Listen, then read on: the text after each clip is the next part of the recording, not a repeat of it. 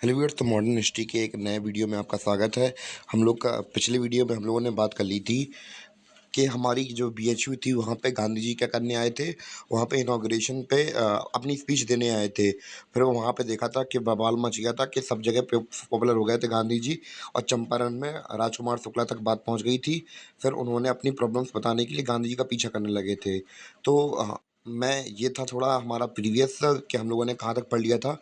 तो इंट्रोडक्शन की ओर बढ़ते हैं। तो हम लोग बात कर रहे थे, हम लोग ये कंप्लीट कर रहे हैं गवर्नमेंट एग्जाम्स के लिए कंप्लीट मॉडर्न हिस्ट्री। तो उसी का लेक्चर है। और मैं बाकी के जो मॉडर्न हिस्ट्री के लेक्चर्स हैं वो चैनल की प्लेलिस्ट में पहले ही डल चुके हैं। और एंशिएंट हिस्ट्री भी कंप्लीट हो चुकी है।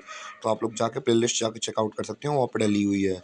और स्टार्ट करते हैं अपना लेक्चर बिना किसी देरी के। हमने पहले प्रीवियस ईयर देख लिया था, गांधी जी का डायलॉग बाजी बहुत पॉपुलर हो गई थी। फिर जो हम लोग बात करें, राम कुमार शुक्ला थे, राजकुमार शुक्ला थे। तो उन्होंने बेसिकली 5 प्रॉब्लम्स बताई थी जो कि यहाँ के लोग फेस कर रहे थे।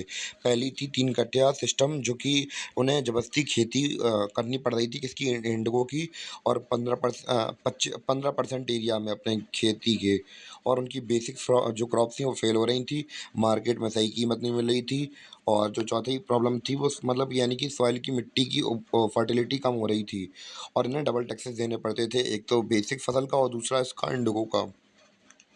तो ये प्रॉब्लम थी। तो गांधी जी पहुँचे भैया वहाँ पे, चंपारण पहुँचे। तो वहाँ पे रिसीव करने के लिए आए, वहाँ पे कौन, जेबी कृपलानी वहाँ पे आए। तो जेबी कृपलानी ने उनके साथ गए कहाँ पे, डॉक्टर, अब तीनों लोग जेबी कृपलानी, गांधी जी और राजकुमार शुक्ला गए कहाँ, राजेंद्र प्रसाद के पास। राजेंद्र प्रसाद के पास पहुँचे वहाँ पे, तो राजेंद्र प्रसाद मिले नहीं।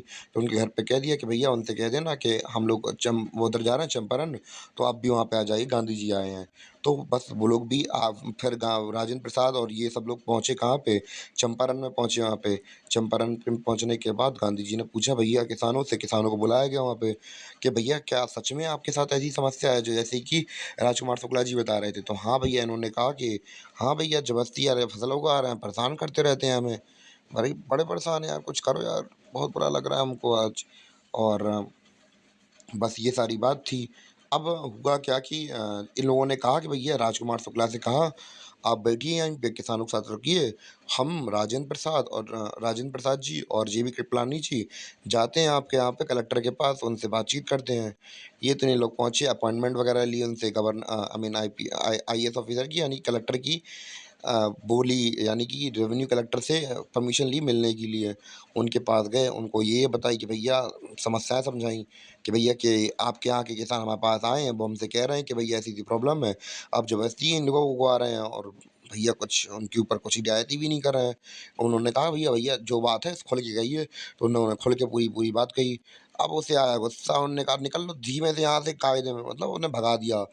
भैया राजेंद्र प्रसाद जी, उन्होंने कहा कि भैया क्या हो गया आपके साथ? हम गांधी अब क्या करें बताओ, इन्हें तो बाहर निकाल दिया। गांधी जी फिर गए, अंदर गए, गांधी ने फटकार दिया उन्हें, कहने लगे कि भैया ऐसा है, गलत कर रहे हैं आप महाराज, गलत सही नहीं कर रहे हैं, मतलब ऐसे नॉन वायलेंस तरीके नहीं, मैं कल बता रहा हूँ ऐसे स्टोरी टाइप में कि आपको मजा आए। हाँ, तो फिर उन्होंने कहा, तो फिर उन्होंने जो डिस्ट्रिक्ट कलेक्टर थे, यानी कि हम लोग बढ़ गए, वो जो अधिकारी था उसने उन्हें जेल में बंद करवा दिया। जेल में बंद करवा दिया। राजेंद्र प्रसाद कह रहे हैं भैया, बापू तो खड़े थे, अब गायब हो गए एकदम से। मैं मजाक नहीं उड़ा रहा किसी का, बस थोड़ी हँसी आ गई थी। हाँ, तो फिर ये सीन था कि भैया जितने यार इधर खड़े थे यार, अंदर चले गए आज, अब क्या करिए यार? ने कहा आओ चलो मिलने चलते हैं गांधी जी से। गांधी के पास गए। गांधी जी ने समझाया उन्हें कि भैया तुम एक काम करो, ज़्यादा कुछ नहीं करना, तुम जाके सभी किसानों से कह दो कि भैया कि सब लोग धरने पे बैठ जाएं शांतिपूर्वक, बिना किसी विद्रोह के।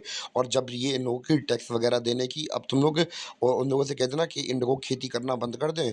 और जब इनको जो मतलब टैक्स देने की डेट आए उसको स्किप कर दें और धरने में बैठ जाएं जाके। बस सेम जैसा कि उन्होंने कहा कि डॉक्टर राजेंद्र प्रसाद से। डॉक्टर राजेंद्र प्रसाद साहब हमारे गए वहाँ पे और जेबी कृपलानी पहुँच गए किसानों के पास। जो बात थी उन्होंने समझा दी भैया कि आपको ऐसा-ऐसा, हाँ, ये होगा, वो होगा, फलाना होगा, ढिकाना होगा। और फिर ये सारी सीन हो गया उनके साथ और उनसे कह दिया उन्होंने। और गम जो किसान थे भैया वो भी मान गए, भैया ठीक है भैया, ऐसे ही करते हैं हम, जो बात है। अब भैया जो रेवेन्यू कलेक्शन की डेट आती है, तो वो डेट आई और जब सब लोग, भैया टैक्स पहुंचा नहीं, तो भैया खबर ये लगने लगी कि भैया चंपारण से टैक्स क्यों नहीं आया। जब वहाँ के अधिकारी पहुंचे वहाँ पे, तो फिर उनसे पूछा गया भैया क्या समस्या है आपके साथ। तो उन्होंने अपनी समस्या बताई कि भैया आप लोग कुछ कर नहीं ना, आप लोग लूट रहे हैं, और दूसरा आप जाते हैं तो भगा देते हैं आपके यहाँ पे, और हमारा आदमी एक बात करने गया, आपने जेल में डाल दिया उसे। ऐसी कैसी मनमानी है? हम लोग बात करें, जब वो रेवेन्यू कलेक्टर लोग कहाँ पहुँचे, अपने सीनियर्स के पास पहुँचे भैया, उन्होंने बताई यहाँ पे सिचुएशन कि जो किसान हैं वो धरने पे उतर आए हैं, ऐसी-ऐसी बात कह रहे हैं। तो फिर बेसिकली वहाँ के जो सीनियर्स थे, उन्होंने कहा कि भैया हम भी बहुत समय से यही सोच रहे थे कि अब ऐसा अत्याचार एक समय तक ही कर सकते हैं हम लोग। अगर ज़्यादा कुछ करते तो हमें पता था कि ऐसे ही कुछ होने वाला है। तो उन लोगों ने कहा कि भैया हम एक रिपोर्ट कमेटी बना रहे हैं जून 1917 में, और इसके कुछ मेंबर्स होंगे, तो ये आपके पास उधर जाएँगे और उनसे कह देंगे कि मतलब कि उन्हीं के फ़ेवर, किसानों के फ़ेवर में कुछ रिपोर्ट बना दें, और उनसे कह देंगे भैया हम इस एक्ट को बंद कर रहे हैं कि कंपल्सरी नहीं होगा, जब आपको उगानी हो तब उगाओ। तो भैया उनसे कह देना बस थोड़ी बहुत एक्टिंग कर लेना वहाँ पे। तो ये लोग गए वहाँ पे उनके पास, किसानों के पास, इंक्वायरी वाले, और उन्होंने भैया जो जो बात थी वो सब कह दी भैया। हाँ, आप बताइए आपकी क्या दिक्कत है? किसान लोग भड़क पड़े, किसान ने कह दिया भैया ये प्रॉब्लम है, आपने हमारे आदमी को बंद कर दिया और ये समस्याएँ हैं। उन्होंने कहा ठीक है भैया, हम आज से कर रहे हैं कि कंपल्सरी नहीं होगा आपके लिए।